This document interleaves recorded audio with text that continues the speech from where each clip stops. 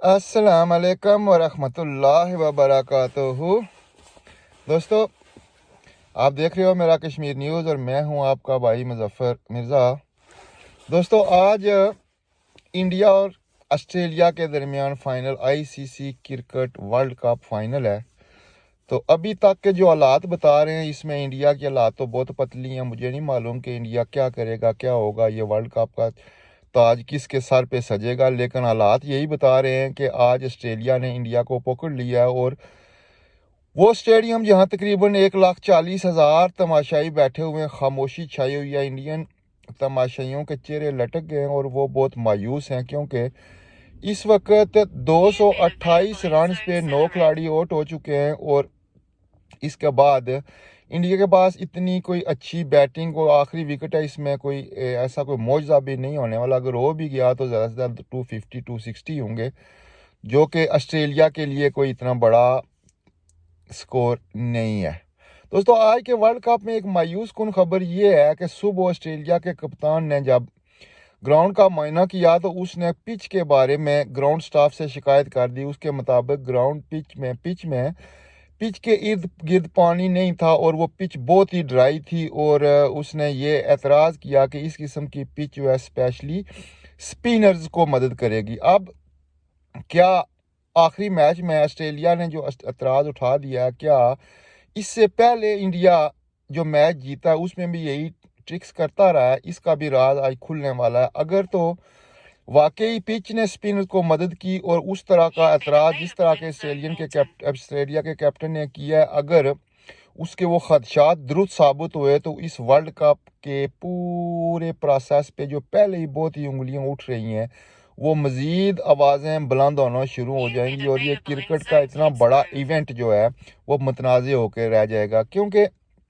बहुत सारे क्रिकेट के माहिरीन ये कह रहे हैं कि इंडिया, क्योंकि अफगानिस्तान और बांग्लादेश को तो आउट नहीं कर सका, लेकिन बाकी सारी टीमों को उसने 200 से नीचे आउट कर दिया। और उसने वो खास ट्रिक्स यूज़ किए हैं पिच में, उसने अपने होम ग्राउंड्स का फ़ायदा उठाया। और बहुत सारे माहिरीन क्रिकेट ये भी कह रहे हैं कि इस क्रिकेट वर्ल्ड कप में इंडिया ने बहुत ही 2 नंबरी की है, ख़ासकर पिच बनाने में। ख़ास कर उसने बैरूनी प्लेयर्स के साथ जो गेम्स की हैं, बहुत सारा प्रोपगंडा हो रहा है। अब इसमें हकीकत क्या है ये तो मुझे मालूम नहीं है लेकिन कुछ इशारे ऐसे मिल रहे हैं कि वाकया इस वर्ल्ड कप में कुछ ना कुछ गड़बड़ हुई है। ऑस्ट्रेलियन चूंकि वो पाकिस्तान,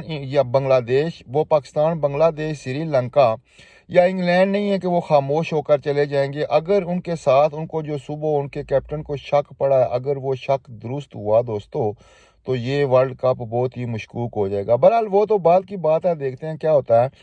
हमारी दुआएं तो अब इंडिया के साथ ही थी कि चलो कम अज़ कम वर्ल्ड कप एशिया में ही रह जाए, लेकिन इसके चांस बहुत कम होते जा रहे हैं। क्योंकि जिस तरह की ये ऑस्ट्रेलिया की परफॉर्मेंस है, इससे पहले शुरू में वो जिस तरह आ रहे हैं और उसके बाद जिस तरह उन्होंने गेन किया और एकदम पीक पे चले गए हैं, उस परफॉर्मेंस को देखते हुए ये 250 या 260 रन, ये कुछ बड़े रन नहीं होंगे ऑस्ट्रेलिया के सामने। क्योंकि उनकी बैटिंग लाइन भी इतनी मजबूत है और बॉलिंग में तो उन्होंने अपने जोर दिखा दिए हैं। 229 पे उन्होंने 9 आउट कर दिए हैं। हालांकि ये जो पिच है ये स्पेशली इंडिया ने अपने लिए बैटिंग के लिए बनाई थी। दोस्तों, बोल्ड जो टीमें होती हैं, जो बोल्ड खिलाड़ी होते हैं, सही प्रोफेशनल कैप्टन होते हैं, वो रिस्क लेते हैं। आज देखो टॉस जीत कर ऑस्ट्रेलिया ने कैसे रिस्क लिया, उसने पहले भारत को खिला दिया। हालांकि अगर यहाँ पे पाकिस्तान की क्रिकेट टीम होती तो वो कभी भी इस तरह की कोई गेम नहीं करती, लेकिन ऑस्ट्रेलिया ने रिस्क ले लिया। और ये रिस्क अभी तक नतीजा पता नहीं क्या है, क्योंकि क्रिकेट तो आखिरी गेम तक की गेम होती है। अभी तक तो जो जो रिस्क उसने लिया है ऑस्ट्रेलिया के कैप्टन ने, वो लगता है कि उसने सही पूरी अपनी प्लानिंग, पूरा अपना माइंड, पूरा अपना प्रोफेशनलिज्म और हर वो अरबा उसने इस्तेमाल किया है जो एक प्रोफेशनल कैप्टन में होना लाजमी है। हमारी अब पाकिस्तान की टीम में भी अखाड़ पछाड़ शुरू हो गई है। कैप्टन को बदल दिया गया, चीफ सेलेक्टर्स को बदल दिया गया, मैनेजर साहब को बदल दिया गया है। और आजकल हमारे एक बहुत ही मुतर्रक खिलाड़ी जनाब शाहिद खान अफरीदी साहब, वो भी लॉबीज कर रहे हैं और उन्होंने ये जो पाकिस्तान से रिपोर्ट्स आ रही हैं, जो माहिरीन कह रहे हैं, जो क्रिकेट के लवर्स कह रहे हैं, वो ये कह रहे हैं कि शाहिद अफरीदी साहब जो क्रिकेट की दुनिया में बहुत मशहूर पाकिस्तान की आवाम की दिल की धड़कन थे, वो उनका किरदार अपने दामाद को कैप्टन बनाने के लिए और मुख्तलिफ लॉबीज करने के लिए बहुत नेगेटिव रहा है। क्योंकि शाहीन शाह अफरीदी गो कि वो अच्छा बॉलर है, उसका बैट बॉलिंग रेट भी बहुत अच्छा है, स्पीड भी बहुत अच्छी है, परफॉर्मेंस भी बहुत अच्छी है, नौजवान है, लेकिन अभी तक दोस्तों उसने कोई बड़ा इंटरनेशनल इवेंट उसमें कैप्टनी नहीं किया। हाँ, उसने किया लाहौर कलंदर्स को उसने चैंपियन बनवाया, लेकिन एक लोकल मैच था, ये लोकल टूर्नामेंट था, इसमें वो स्टेमिना नहीं था जो इंटरनेशनल मैचों में होता है। बहरहाल शाहिद खान अफरीदी ने किस तरह बाबर आजम और रिजवान को रास्ते से हटाया है, इसकी भी बहुत सारी नेगेटिव खबरें आ रही हैं। ख़ासकर बाबर आजम, मैं मानता हूँ बाबर आजम इस वक्त पाकिस्तान की क्रिकेट की तारीख का सबसे अच्छा बैट्समैन है, इसमें कोई शक नहीं है। वो मियाँ दाद से भी, अगर झूठ ना बोलूँ तो वो मियाँ दाद से भी एक दर्जे आगे का बैट्समैन है। उसमें वो अल्लाह ताला ने बैटिंग की बहुत सारी सलाहियतें दी हुई हैं, लेकिन वो बेचारा कायदाना सलाहियतों से महरूम है। उसमें इतनी वो कैपेसिटी नहीं है कि वो अपनी बात मनवा सके। किस तरह उससे इस्तीफ़ा लिया गया, किस तरह शाहिद अफरीदी ने सारी प्लानिंग की, किस तरह एक साजिश बनी। ये साजिश आज से नहीं बन रही थी दोस्तों, ये साजिश पिछले साल PSL के मैचों में बन रही थी। उस वक्त क्योंकि आपको पता है पाकिस्तान में क्रिकेट पे जुआ लगाना कानूनी तौर पर नाजायज़ है, लेकिन PSL में बाज़ कंपनियां जिन्होंने जुए के नाम पे अपने लोगो बनाए थे और वो लोगो उन्होंने मिलियंस ट्रिलियंस पाउंड में बाबर आजम और रिजवान को बेचने के लिए कहा था, लेकिन बाबर आजम और रिजवान ने वो लोगो नहीं लिए थे। वो प्रेफरेंशाइज कंपनियों के लोगो उन्होंने लेने से इनकार कर दिया था। तो पाकिस्तान में जो बड़े मगरमच्छ हैं, जो बहुत सारी फ्रेंचाइज के ओनर्स हैं, जो बहुत सारे क्रिकेट पे बहुत सारा रिस्क लेते हैं, जो करता धरता है, तो उनको ये बाबर आजम और रिजवान की आदत, ये जो हरकत ये पसंद नहीं आई थी। उसी वक्त से साजिश शुरू हो गई थी इनको कैप्टनसी से हटाने के लिए, और ये वर्ल्ड कप में भी चैन मुगैयाँ चल रही थी कि बाबर आजम को हटा दिया जाएगा, लेकिन इनके पास कोई मुतबादिल नहीं था। और पीछे से शाहिद खान अफरीदी साहब भी अपनी पूरी प्लानिंग कर रहे थे, वो पूरे तैयार थे।